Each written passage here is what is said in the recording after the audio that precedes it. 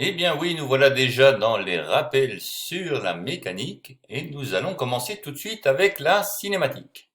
Alors la cinématique, c'est l'étude des mouvements, indépendamment des causes ou forces qui les produisent.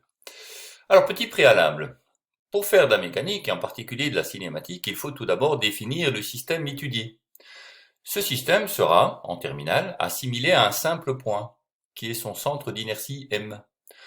On ignorera les rotations que l'objet peut éventuellement faire sur lui-même.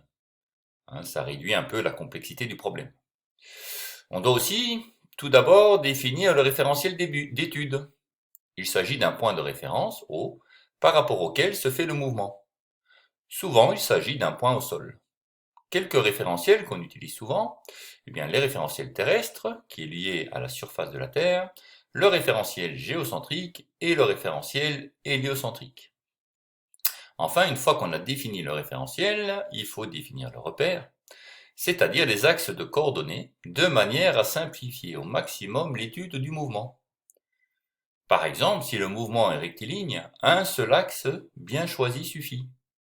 Si le mouvement est à deux dimensions, il faudra deux axes, et nous n'étudierons pas de mouvement à trois dimensions en terminale. D'accord? Donc, si on choisit bien le repère, on travaillera à une ou à deux dimensions. Ce qui est très confortable, j'ai envie de dire. Voilà. Alors, les grandeurs étudiées en cinématique sont tout d'abord le vecteur position, OM, qui donne la position donc d'un point M, ou, si vous voulez, le vecteur qui part de l'origine jusqu'à M. Donc, ça définit la position d'un point M dans le repère à chaque instant. Donc, c'est un vecteur OM qui dépend du temps, parce que M va se balader au cours du temps. Ces coordonnées sont les coordonnées du point M, donc. La deuxième grandeur qui a beaucoup d'importance, c'est le vecteur vitesse. Alors le vecteur vitesse, il est toujours tangent à la trajectoire dans le sens du mouvement. Et il est défini, ce vecteur vitesse, comme la dérivée par rapport au temps du vecteur OM. Et donc là, on voit revenir une notion de mathématiques, la dérivée par rapport au temps. Une dérivée par rapport au temps, ici, c'est pour ça que c'est une tangente. D'accord? C'est pour ça qu'on dit qu'il est tangent à la trajectoire. Rappelez-vous de la notion de dérivée. D'accord? Et vous allez voir le rapport avec la tangente. Le vecteur accélération est défini de manière analogue, mais par rapport au vecteur vitesse. Donc le vecteur accélération, c'est la dérivée par rapport au temps du vecteur vitesse. On pourrait dire aussi que ces deux quantités sont des variations. La vitesse, c'est la variation de la distance parcourue par rapport au temps. D'accord? Mais la distance parcourue à la fois en longueur et en direction. Pareil pour la vitesse. L'accélération, c'est la variation de la vitesse par rapport au temps, mais la variation de la vitesse, qu'on ait accéléré ou ralenti, mais qu'on ait aussi tourné, qu'on ait fait un mouvement en rotation, la vitesse tourne. Ça implique une accélération, parce qu'il y aura un changement du vecteur vitesse, de la direction du vecteur. Remarque, dans ces deux petites équations qu'il y a là, le égal à 3 barres signifie égal par définition à. C'est donc une égalité qui est toujours vraie. C'est par définition. Ok, on arrive alors à quelques types de mouvements.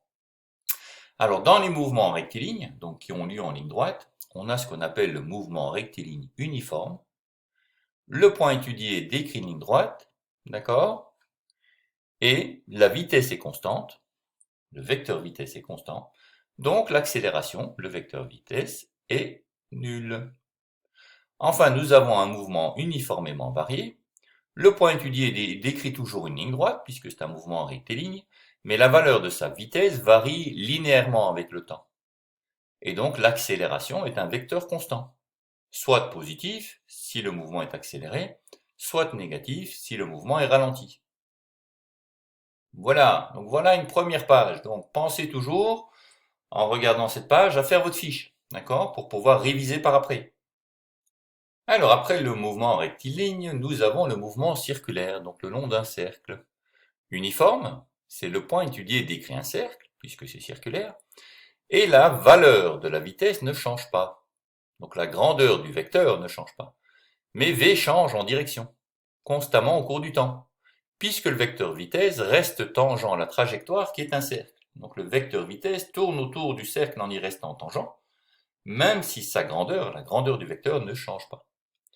Son vecteur accélération, a, pointe vers le centre de la trajectoire et est donc perpendiculaire à la tangente de sa trajectoire à chaque instant.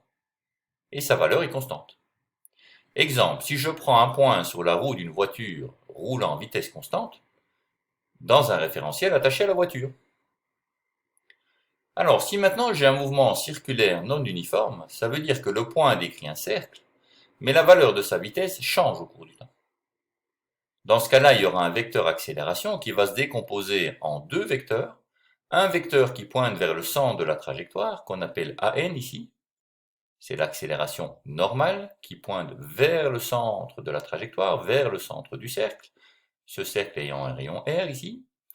Et il y aura un autre vecteur tangent à la trajectoire, AT. T comme tangent, N comme normal. Vecteur tangent à la trajectoire, comme il y a une accélération tangentielle, ça veut dire qu'on va pouvoir augmenter ou diminuer la vitesse tangentiellement à la trajectoire. Donc la vitesse n'est plus constante là sur le mouvement. Ok. Voilà donc un point sur la roue d'une voiture qui accélère ou qui ralentit. Si la vitesse avait été constante, on n'aurait pas eu ici une composante d'accélération tangentielle. Il n'y aurait eu que AN. Ok? Donc voilà, continuez bien votre fiche. Alors, après cette partie cinématique, on va aller tout doucement vers la partie dynamique, c'est-à-dire on va regarder les causes, c'est-à-dire les forces, d'accord, qui donnent naissance au mouvement. Donc, quelles sont les forces à connaître? Tout d'abord, vous l'avez déjà vu, mais il faut bien la connaître, c'est la force d'attraction gravitationnelle. Deux corps, A et B, comme représentés ici, peuvent être considérés comme ponctuels des points, ou à répartition sphérique de masse, c'est-à-dire une sphère dont la répartition de masse est continue, en clair, de petits objets, ou des astres à peu près sphériques, exercent l'un sur l'autre une force attractive.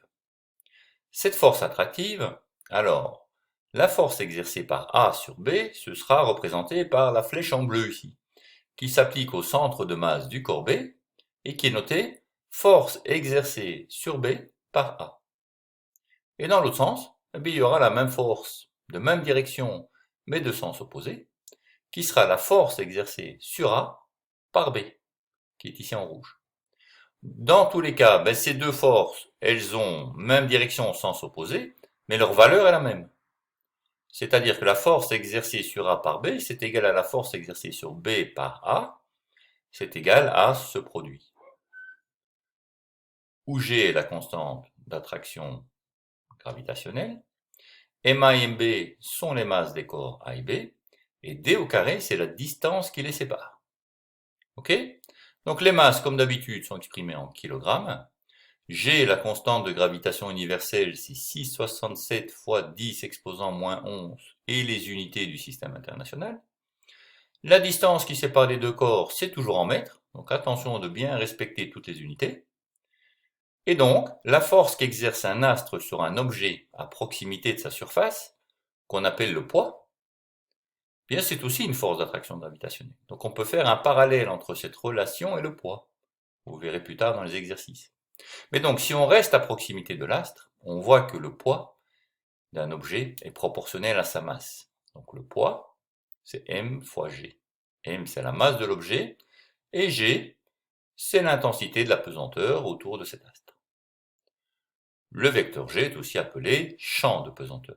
C'est un vecteur orienté vers le centre de l'astre, qui est par définition vertical. D'accord? Dirigé du haut vers le bas par rapport à l'astre. Alors, une autre force qu'il faut connaître, c'est la réaction d'un support, qui est représenté ci-dessous. Vous voyez? Lorsqu'un objet immobile est placé sur un support solide, ce support exerce une force perpendiculaire à sa surface, orientée vers le haut. Si l'objet n'est pas immobile, il s'exerce des forces de frottement entre le support et l'objet.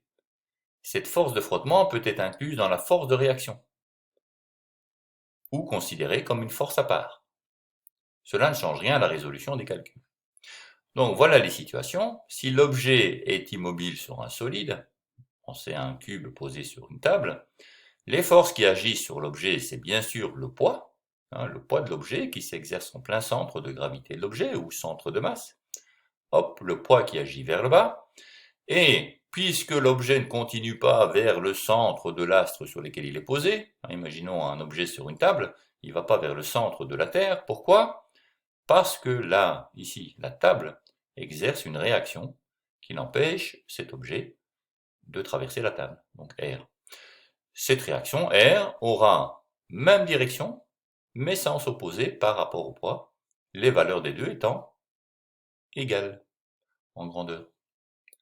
Si par contre maintenant l'objet n'est pas immobile mais en mouvement, il a une certaine vitesse, eh bien du fait qu'il a une certaine vitesse et qu'il est situé sur une table où il y a des frottements solides, eh bien il va y avoir une force de frottement qui s'exerce. De sorte que, outre le poids et la réaction du support, ici, on va avoir la force de frottement qui, combinée avec la réaction du support, fait une composante comme ceci. D'accord? Qui est la réaction totale du support, perpendiculairement à l'objet, par rapport à son poids, plus la force de frottement qui s'exerce ici. Alors, j'en dis un petit peu plus sur les forces de frottement ici. Les forces de frottement sont toujours opposées au sens du déplacement. Vous en avez l'habitude au quotidien. Imaginez-vous sur vos skis, sur une piste à la neige, vous voyez bien que la neige vous freine. Donc c'est que les forces de frottement dues à la neige sur vos skis sont opposées à votre mouvement. Alors ces forces, elles dépendent de la vitesse de l'objet, ainsi que de nombreux autres facteurs, la nature du fluide, un fluide ça peut être un liquide ou un gaz, la nature des surfaces en contact, la forme de l'objet. C'est pour ça qu'on va parler par exemple de l'aérodynamique d'une voiture, dépendant de la forme de la voiture.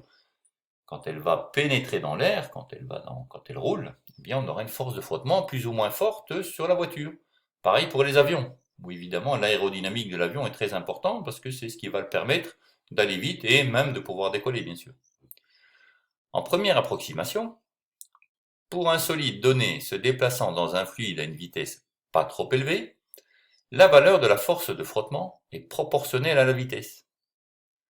Donc la force de frottement est toujours opposée au mouvement, c'est pour ça qu'il y a un signe moins, et elle est proportionnelle à la vitesse, v. Donc si j'ai un vecteur vitesse qui va vers la droite, horizontalement vers la droite, j'aurai une force de frottement qui est horizontale vers la gauche, et qui est proportionnelle à la vitesse, avec un facteur k. Et le vecteur moins parce que c'est dans le sens opposé qu'elle s'exerce cette force. Voilà. Donc la prise en compte des forces de frottement complique grandement les calculs. En terminale, nous nous placerons dans des situations où ces forces pourront être négligées la plupart du temps. Alors, encore une force à bien savoir, c'est la force électrique. Une charge électrique Q placée dans un champ électrique E subit une force F est égale à Q fois E. Donc F c'est la force électrique, E c'est le champ électrique qui s'exerce à l'endroit où est placée la charge, et Q c'est la valeur de la charge. Rappel, le champ électrique bien sûr est toujours orienté de la borne positive vers la borne négative. L'unité d'une charge c'est des coulombs, et l'unité du champ électrique c'est des volts par mètre. Ça c'était présenté en première S. Donc si vous ne vous souvenez plus bien, retournez voir. Sinon, on y reviendra dans les méthodes et exercices, mais quand même, c'est important d'aller revoir les définitions du champ électrique. Donc, je vous ai dit, on allait vers la dynamique, les causes qui faisaient que le mouvement pouvait exister. Et bien, pour ça, nous avons des lois qui nous règlent un petit peu les choses. C'est les 3 lois de Newton. Alors, tout d'abord, il faut, pour pouvoir appliquer les 3 lois de Newton, se placer dans ce qu'on appelle un référentiel galiléen. Alors, par définition, un référentiel galiléen, c'est un référentiel dans lequel les 2 premières lois de Newton s'appliquent. Ce sera toujours le cas en terminale. Donc on va voir de quoi il s'agit après. Et un référentiel non galiléen serait un référentiel qui tourne ou qui accélère par rapport à un référentiel qui lui serait galiléen. Alors quelles sont les fameuses 2 premières lois qui font qu'un référentiel galiléen est tel qu'il est? Le premier, c'est le principe d'inertie. Vous le connaissez déjà depuis la 3e, je pense. Si la somme des forces extérieures qui s'appliquent à un système est nulle, alors ce système est en mouvement rectiligne uniforme ou immobile, et réciproquement. Donc le voilà le principe d'inertie. Si la somme des forces extérieures, ça c'est le sigle somme, rappelez-vous, Si la somme des forces extérieures qui s'appliquent sur un objet, c'est le vecteur nul, c'est-à-dire si toutes les forces se compensent, alors le mouvement est rectiligne uniforme pour cet objet, ou bien cet objet est immobile. Et inversement, c'est-à-dire que si un objet est immobile, ou si un objet est en mouvement rectiligne uniforme, alors on peut dire que la somme des forces qui s'exercent sur lui est égale au vecteur nul. Donc un système isolé, qui ne subit aucune force extérieure, ou pseudo-isolé, qui est un système dont les forces extérieures se compensent, est en mouvement rectiligne uniforme ou immobile. Et la réciproque est vraie. Voilà, donc quand cette loi peut s'appliquer, on est dans un référentiel galiléen. Deuxièmement, c'est la relation fondamentale de la dynamique, qui est une des relations les plus fondamentales de la physique, qu'on va appliquer encore et encore dans ce chapitre, et sur lequel je vous mets en garde là, chaque année, ou quasiment chaque année, il y a un exercice, d'accord? Donc la relation fondamentale de la dynamique, c'est la relation à connaître et à savoir appliquer par l'après.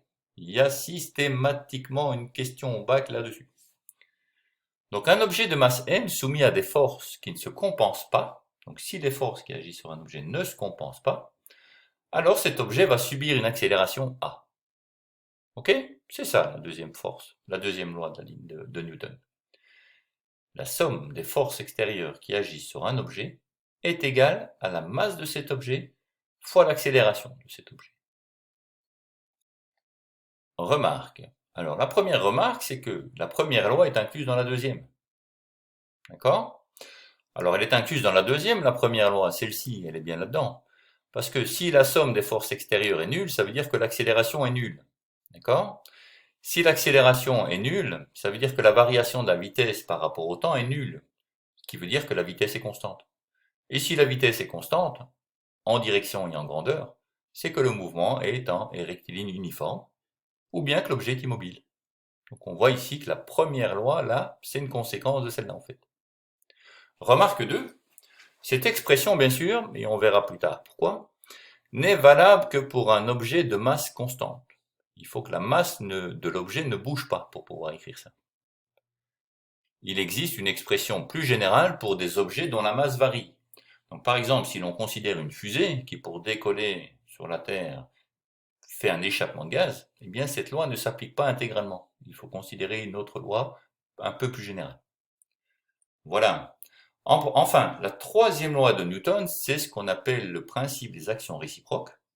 C'est-à-dire que si un objet A exerce sur un objet B une force F de A sur B, alors B exercera une force sur A, F de B sur A, qui est exactement égale, d'accord, en grandeur, mais opposée. Ok? Donc, ce sera un vecteur de même grandeur, de même direction, mais de sens opposé. Donc, si B exerce sur A une force, A exerce sur B la même force, même grandeur, même direction, mais dans l'autre sens. Et il y a une chose qui change aussi, c'est le point d'application.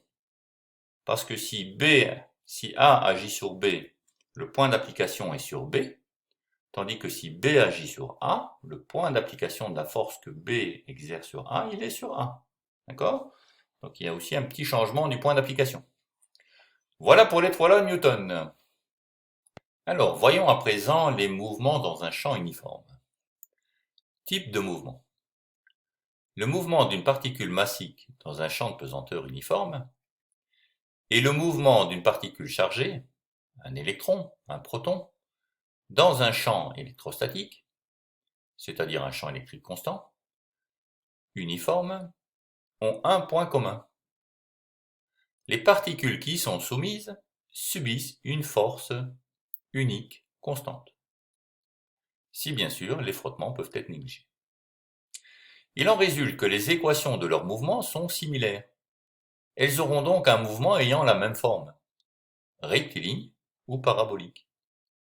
Rappel de vocabulaire. Uniforme, ça veut dire identique en tout point de l'espace.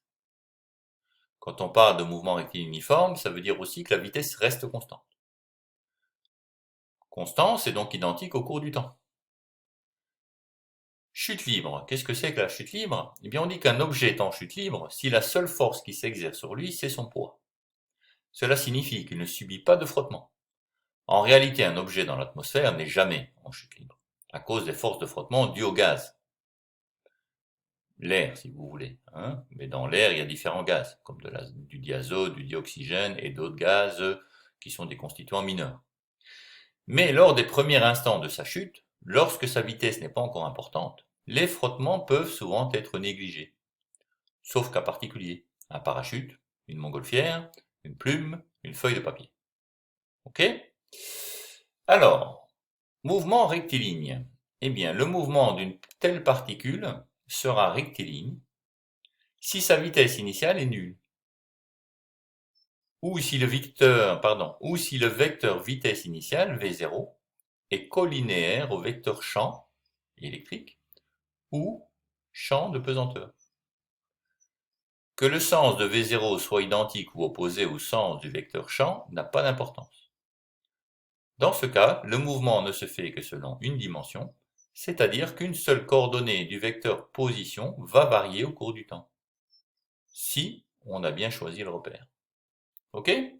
Donc on a un mouvement rectiligne si la vitesse initiale de l'objet est dans la même direction que le vecteur champ, que ce champ soit électrique ou de pesanteur.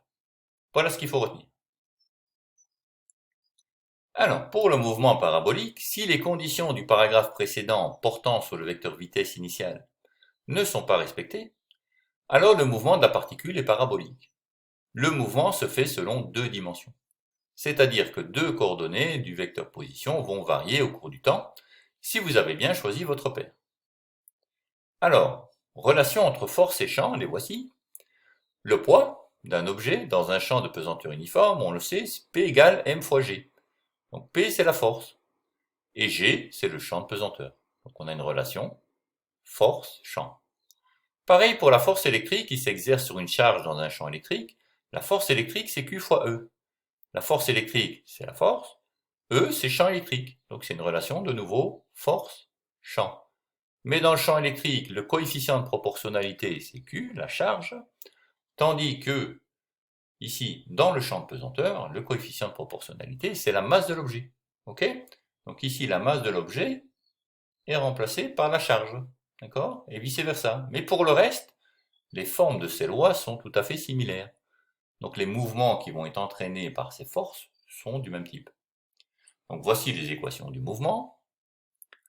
Pour trouver les équations du mouvement, il vous suffit de suivre la méthode. Donc la méthode, elle sera dans le chapitre méthode, mais ce qu'on a, c'est ceci. Donc si on est dans un mouvement rectiligne, c'est-à-dire que la vitesse initiale, rappelez-vous, elle doit être collinéaire avec la force qui s'exerce. Collinéaire veut dire dans la même direction. La même direction ne veut pas dire le même sens. V0 peut être vers le bas ou vers le haut. C'est collinéaire. Dans ce cas, l'accélération suivant x, ici, est nulle. L'accélération suivant z, qui est la verticale, eh bien, on voit que c'est moins f sur m. La vitesse qu'on déduit de ça, vous savez, il faut ce qu'on appelle intégrer, donc faire le processus inverse de la dérivée. Il faut prendre l'intégrale ou prendre la primitive. Et puis, pour remonter à la position, pareil. Il faudra prendre la primitive de la vitesse, qui est le processus inverse de la dérivée. Alors, on reviendra à tout ça dans les exercices et dans les méthodes. Pour le mouvement parabolique, la vitesse initiale n'est pas collinéaire avec la force.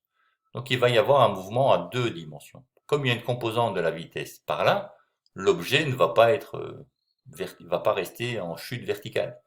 Il va se déplacer aussi suivant x. Donc, même si suivant x, il n'y a pas d'accélération au départ, qu'il n'y a qu'une accélération suivant z, la vitesse, elle va changer dans les deux directions, et donc la position également, et donc ce sera bien un mouvement bidimensionnel. Voilà. N'oubliez pas de nouveau d'arrêter ici la vidéo ici, d'accord? Pour bien noter ça. Ça, c'est excellent pour vos fiches de méthode, d'accord? Là, vous avez les valeurs successives que prennent accélération, vitesse, position. C'est typiquement, hop, le pas qu'il faut prendre dans la méthode.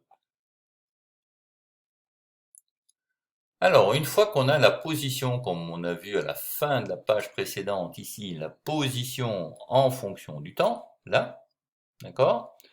On peut, il y a une composante suivant x et une composante suivant z, on peut exprimer z en fonction de x. et obtenir ce qu'on appelle la trajectoire du mouvement.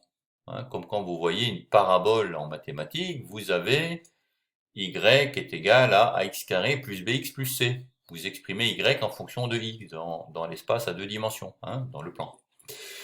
Eh bien, l'équation de la trajectoire, ce sera quelque chose de similaire.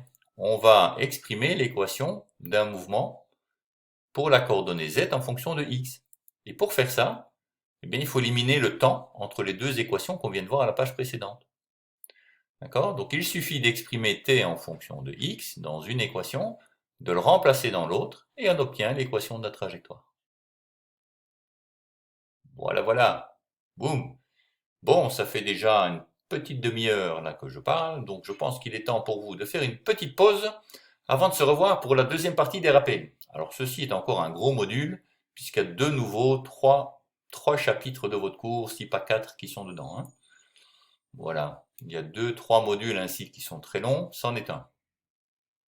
Bien, après cette petite pause bien méritée, nous voilà sur un nouveau concept qui est la quantité de mouvement. Donc définition, la quantité de mouvement P d'un système est un vecteur défini par la relation P est égal à m fois v. Donc la quantité de mouvement, hein, ça veut bien dire ce que ça veut dire, il y a une quantité de mouvement dedans. Donc d'une part, il y a du mouvement par la vitesse, et par la quantité de mouvement, on a aussi un produit fois la masse, d'accord? Et donc la quantité de mouvement, c'est le produit de la masse fois la vitesse. Donc un objet aura d'autant plus de quantité de mouvement qu'il a une grande vitesse et qu'il a une grande masse. Bon, et donc on voit bien l'impact effectivement. Les quantités de mouvement, ça nous permet de traduire l'impact lors des chocs par exemple. Donc vous imaginez un camion qui arrive vite, hein, sur une voiture qui va pas très vite et qui est très légère, eh bien l'impact sur la voiture va être un petit peu un solide impact, on va dire, d'accord? Tandis que si j'ai une petite voiture qui va tout doucement et qui percute un poteau, ben, il va pas y avoir un grand impact, d'accord? Donc la quantité de mouvement en fait traduit ça. Remarque, cette quantité de mouvement d'un système est égale à la somme vectorielle, donc on va faire la somme de tous les vecteurs, quantité de mouvement de chacun des éléments. Alors le truc, entre guillemets, important, avec cette quantité de mouvement, c'est qu'il y a conservation. Donc pour un système fermé, c'est un système qui ne perd pas de matière. Pour un système isolé, c'est-à-dire tel qu'aucune force ne s'applique sur lui, ou pseudo-isolé, on a vu que la somme des forces extérieures était égale à 0. Et de ce fait, la quantité de mouvement d'un système fermé isolé se conserve, ne varie pas au cours du temps, dans un référentiel galiléen. Si le système est ouvert, par contre, un système ouvert perd de la masse. Par exemple, une fusée qui éjecte des gaz, ou une arme à feu éjectant une balle. C'est un système ouvert. Alors une force de poussée apparaît. Cette force de poussée, elle est égale à moins la variation de la masse par rapport au temps, c'est-à-dire la dérivée de m par rapport au temps, fois v. Vous voyez? Il y a une variation de masse qu'on ne voyait pas apparaître dans la relation de la dynamique telle qu'on l'a écrite tout à l'heure. Et ça va nous introduire une notion plus générale. Donc cette formule peut se comprendre à partir de l'expression générale, cette fois-ci, de la relation fondamentale de la dynamique.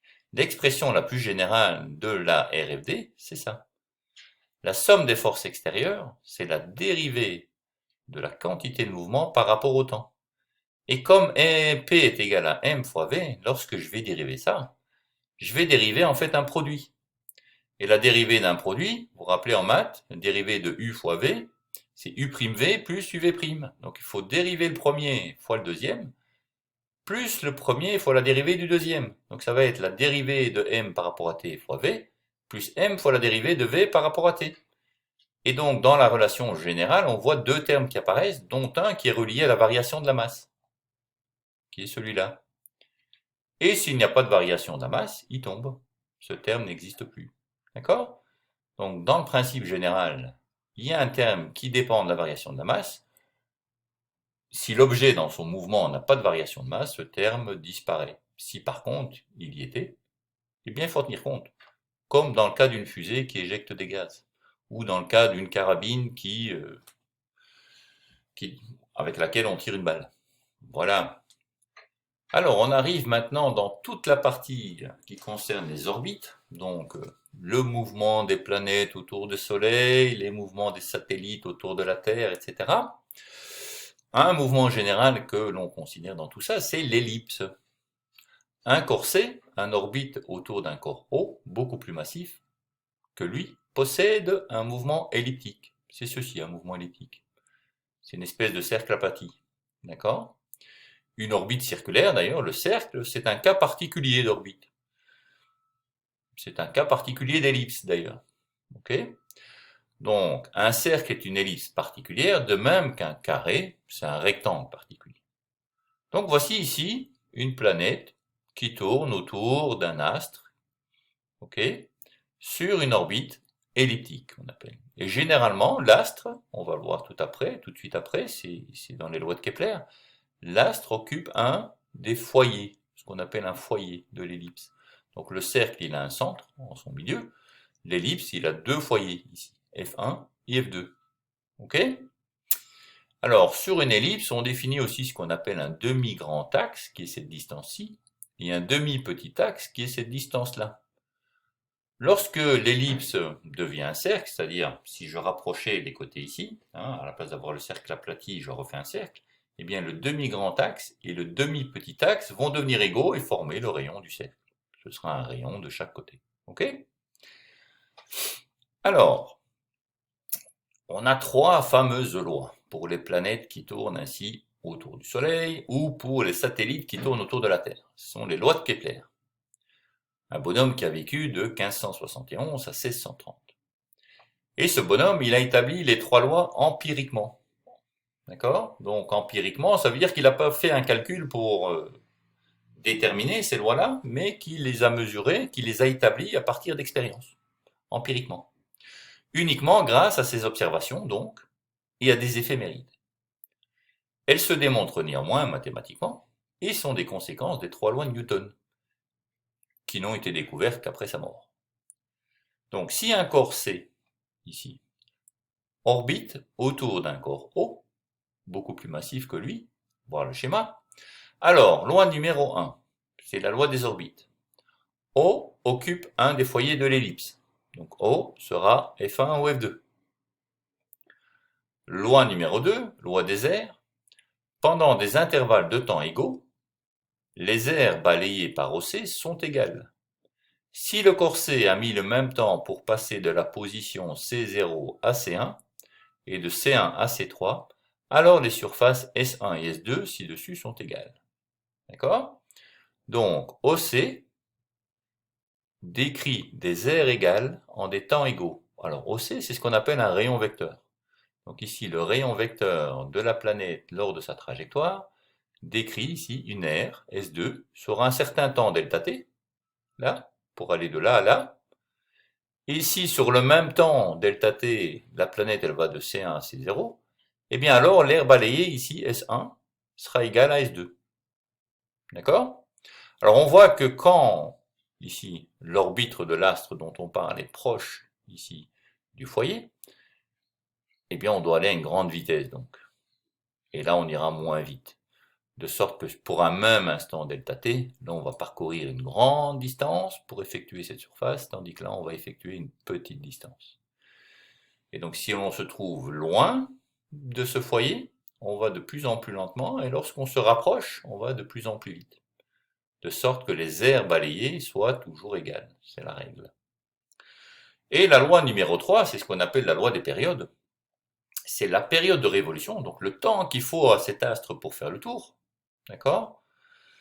La période de révolution est liée à la valeur du demi-grand axe, ici, de cette distance, par le fait que t carré sur a cube, c'est égal à ce rapport, 4pi carré sur gm0, qui est une constante.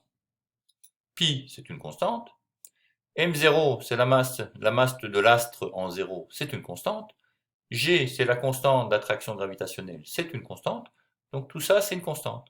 Donc ça veut dire que le rapport de t carré sur a cube, d'accord, c'est une constante. Voilà, les trois lois de Kepler, très très très très importantes. Alors, des cas particuliers d'orbite. Bon, un cas particulier, c'est le mouvement circulaire.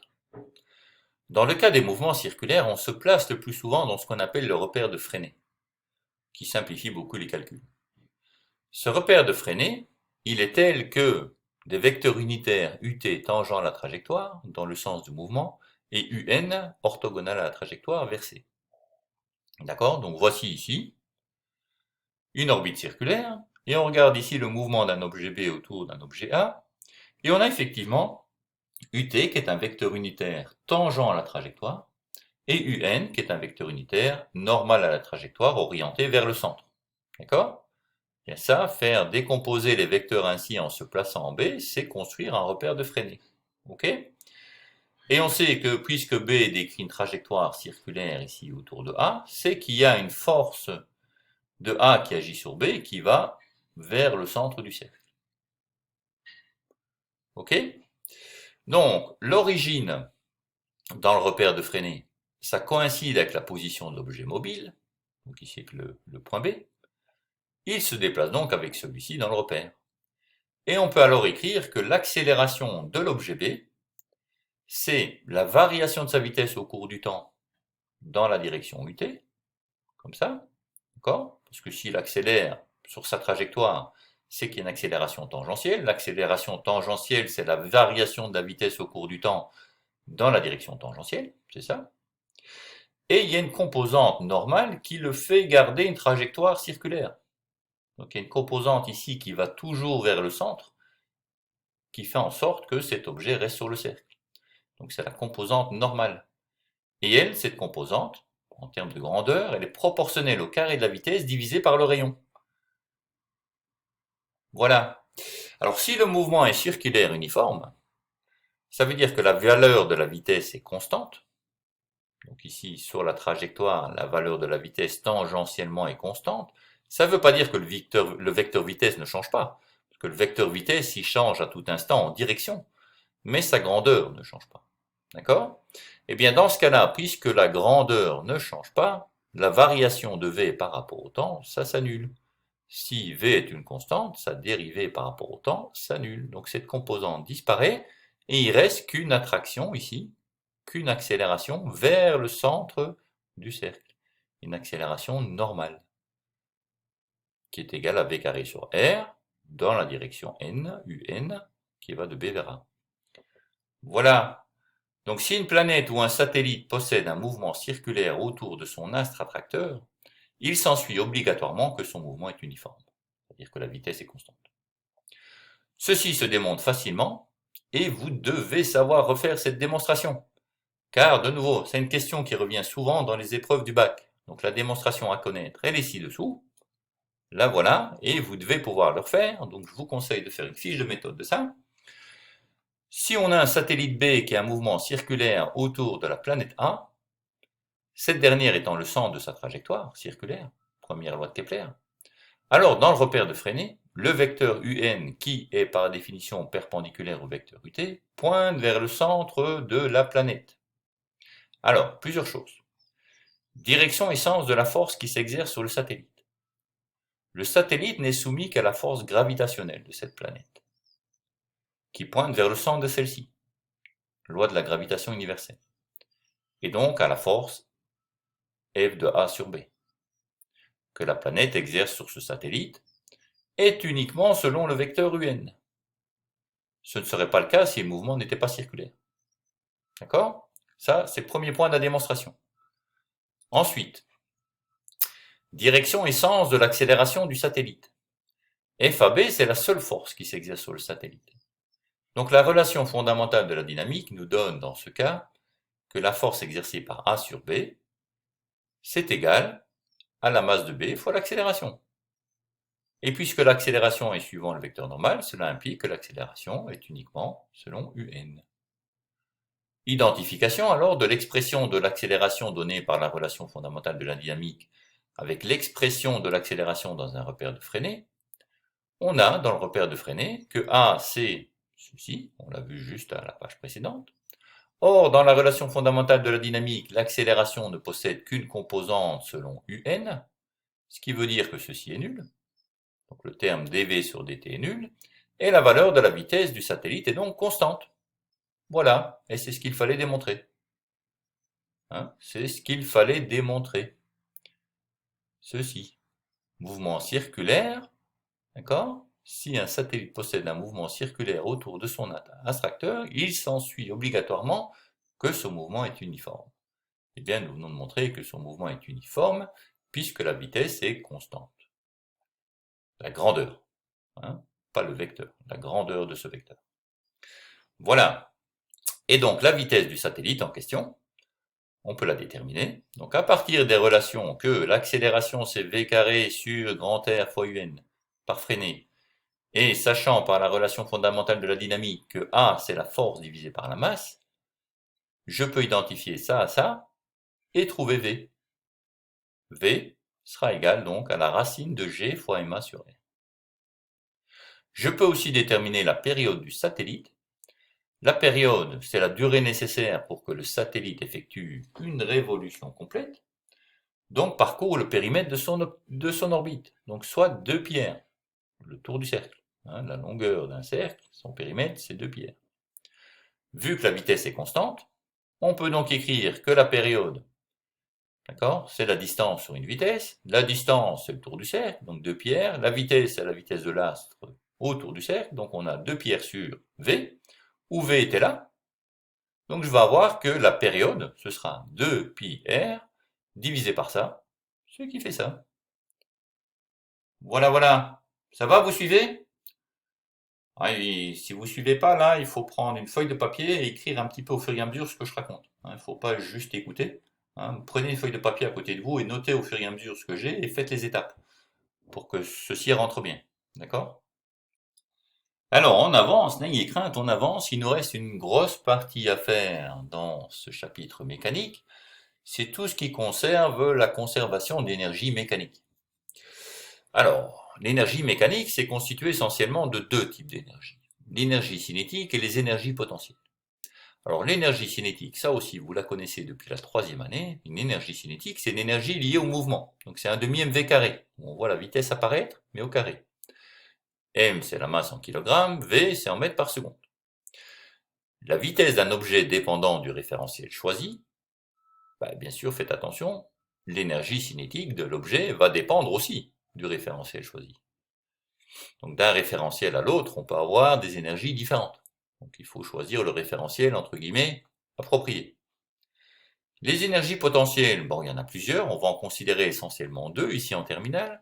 Donc on va considérer l'énergie potentielle de pesanteur, qui est égale à m fois g fois z, où m c'est la masse en kilogrammes, g c'est l'intensité de la pesanteur en newton par kilo, et z c'est l'altitude en mètres. L'énergie potentielle de pesanteur dépend du choix de l'origine des altitudes, puisqu'on voit qu'il y a z là. Donc suivant où on choisit l'altitude, le 0 pour l'altitude, ça va changer aussi. D'accord? Donc il faut faire attention aux repères choisis. Mais ce n'est pas un problème, car ce qui nous intéresse en général, c'est la variation de l'énergie potentielle. Et celle-là, elle ne dépend pas de l'origine des altitudes. Alors, l'autre énergie potentielle qu'on va beaucoup considérer, c'est l'électrique. L'énergie potentielle électrique, EPE, c'est Q fois V, où Q c'est la charge, et V, c'est ce qu'on appelle le potentiel électrique qui s'exprime en volts. Q s'exprime en coulomb. En fait, le potentiel électrique est à l'interaction électromagnétique, ce que l'altitude ici est à l'interaction gravitationnelle. Il faut donc définir ce qu'on appelle un potentiel zéro, c'est-à-dire comme on avait une altitude zéro, il faut un potentiel zéro. Et une différence de potentiel, c'est-à-dire une tension, va correspondre à une différence de hauteur dans l'autre cas. Alors, un champ électrique, c'est une grandeur vectorielle, orientée du plus vers le moins, comme on l'a déjà dit plus tôt, et dont la valeur s'exprime en volts par mètre. Et ce champ électrique exprime l'intensité de la variation du potentiel électrique dans l'espace. Donc l'énergie potentielle électrique dépend du choix de l'origine des potentiels. De nouveau, ce n'est pas un problème parce que ce qui va nous intéresser, c'est la variation de l'énergie potentielle, donc la différence de deux énergies, qui, elle, ne dépendra pas de nouveau de l'origine des potentiels électriques. Hein, rappelez-vous, la variation d'une grandeur, quelle qu'elle soit, c'est la valeur finale moins la valeur initiale. D'accord? Donc dans ce cas-là, où se situe l'origine du repère n'a pas beaucoup d'importance puisque à chaque fois, on va avoir une différence entre deux valeurs. Alors, l'énergie mécanique, quant à elle, eh bien c'est la somme. C'est la somme de l'énergie cinétique et des énergies potentielles qu'on peut considérer. Donc on va l'écrire ainsi. L'énergie mécanique, c'est l'énergie cinétique plus la somme des énergies potentielles qui peuvent être de pesanteur ou électriques. Alors, quand on parle d'énergie, on parle aussi toujours de travail. Définition, une force appliquée à un point matériel en mouvement peut lui communiquer ou lui retirer de l'énergie mécanique. On dit que cette force travaille. Donc une force F constante appliquée à un point matériel qui se déplace sur un trajet rectiligne, donc en ligne droite, AB, fournit un travail, donc communique ou retire de l'énergie, tel que le travail effectué de A à B par la force, c'est égal au produit scalaire de deux vecteurs, c'est le produit scalaire de la force par le déplacement AB. D'accord? Donc c'est bien le produit scalaire des deux vecteurs. Et le produit scalaire des deux vecteurs, c'est comme on a vu en première S, le produit scalaire des deux vecteurs, c'est le produit de la grandeur du premier vecteur fois la grandeur du deuxième vecteur fois le cosinus de l'angle entre les deux. Donc un produit scalaire de deux vecteurs, ça prend deux vecteurs, ça en fait le produit pour donner une valeur. Et cette valeur, c'est le produit des longueurs de chaque vecteur fois le cosinus de l'angle qu'il y avait entre ces deux vecteurs. Ok? Eh bien, ce travail qui s'exprime en joules, c'est une énergie. Si ce travail est positif, on dit que le travail est moteur. Si ce travail est négatif, on dit que le travail est résistant. D'accord? Donc par exemple, quand vous êtes sur une mobilette ou dans une auto et que vous accélérez, le travail de la force qui met en route la voiture, si vous voulez, hein, ça va le faire avancer la voiture dans la direction du déplacement, c'est un travail moteur. Dans ce cas-là, les deux vecteurs ont la même direction. Par contre, quand vous appuyez sur les freins, vous ralentissez et donc vous effectuez un travail résistant. La force s'exerce dans la direction opposée au déplacement. Le travail est résistant. Puis on a ce qu'on appelle les forces conservatives. Très important, les forces conservatives. Une force est dite conservative si son travail ne fait pas varier l'énergie mécanique totale du système auquel elle s'applique. Le poids, ou la force de pesanteur, et la force électrique sont deux exemples de forces conservatives.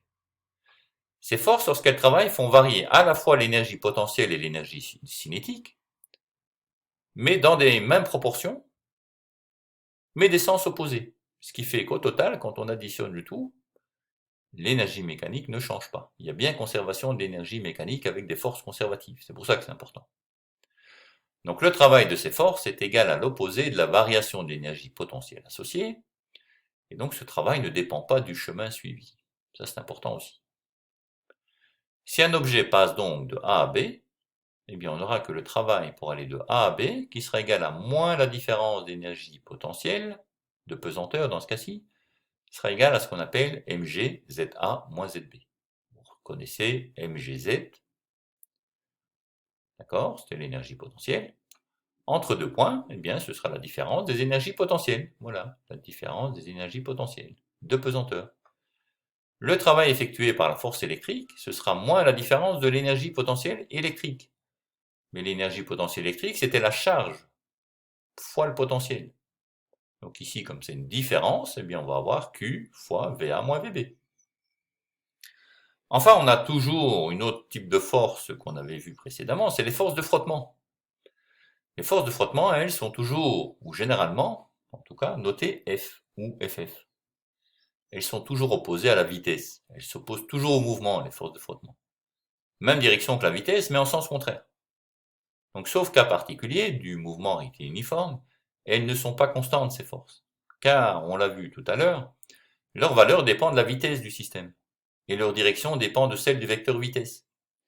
Alors, on considère en général deux types de forces de frottement. Le frottement solide, dont la valeur Fs, S comme solide, ne dépend pas de la vitesse de l'objet glissant sur le solide, et le frottement fluide, où la valeur de Ff, F comme fluide, là, dépend linéairement, pour les faibles vitesses, de la vitesse de l'objet dans le fluide. Les forces de frottement, c'est KV, n'oublie pas, K c'est même, si on le fait en termes vectoriels, ce sera opposé D'accord? Donc on aura le vecteur qui est égal à moins k fois le vecteur. Eh bien, puisque ces forces de frottement agissent toujours dans le sens contraire au déplacement, quand je considère le produit scalaire de la force fois le déplacement, il y a toujours un moins qui apparaît, puisqu'il y a un sens contraire, et donc c'est un travail qui est toujours résistant. Le travail est négatif. Voilà, et donc avec ça, on termine ce grand module au niveau des rappels, avec donc cette conservation de l'énergie mécanique. Si un système n'est soumis qu'à des forces conservatives, et ou à des forces dont le travail est nul, son énergie mécanique se conserve, reste identique tout au long du mouvement. Dans ce cas-là, les variations d'énergie potentielle compensent les variations d'énergie cinétique. Donc on aura delta EC, les variations d'énergie cinétique, qui est égal à l'opposé des variations d'énergie potentielle. Le travail de la réaction d'un support, comme on a vu tout à l'heure, lorsqu'on dépose par exemple un livre sur une table, c'est toujours nul, car cette force est toujours perpendiculaire au déplacement, et si la force est perpendiculaire au déplacement, eh bien les deux vecteurs sont perpendiculaires, et le cosinus de 90 degrés, c'est 0, donc c'est un travail nul. Et donc on a bien aussi une conservation d'énergie mécanique dans ce cas-là. Le travail d'une force conservative, c'est-à-dire une force associée à une énergie potentielle, ne fait que transformer l'énergie cinétique en énergie potentielle ou inversement. L'énergie mécanique totale du système est conservée. Le travail d'une force motrice augmente l'énergie mécanique du système. Le travail d'une force résistante diminue l'énergie mécanique. Donc voici comment on va faire l'analyse énergétique d'un système mécanique. On va considérer l'énergie cinétique, l'énergie potentielle, et s'il y a une force conservative entre les deux, eh bien une augmentation d'un type d'énergie crée une diminution de l'autre et vice-versa. Ok? Et on peut considérer des forces motrices et des forces résistantes en fonction du fait que le travail de cette force augmente ou diminue l'énergie mécanique.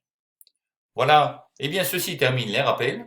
C'était un peu long, je vous l'accorde. C'était facilement 4 chapitres, je pense, de votre cours, donc c'est pour ça que c'est long. Néanmoins, bon, c'est fait, c'est bon. Vous avez été courageux, je vous félicite. Et puis, on va attaquer tout de suite le quiz pour voir si tout ça est bien intégré. Donc n'oubliez pas, n'ayez pas peur, si vous n'êtes pas certain de vous pour la suite, ben, revenez déjà dans ces rappels. Faites bien vos fiches, révisez vos fiches, et le quiz va vous dire si c'est bon ou pas bon. Allez, à bientôt!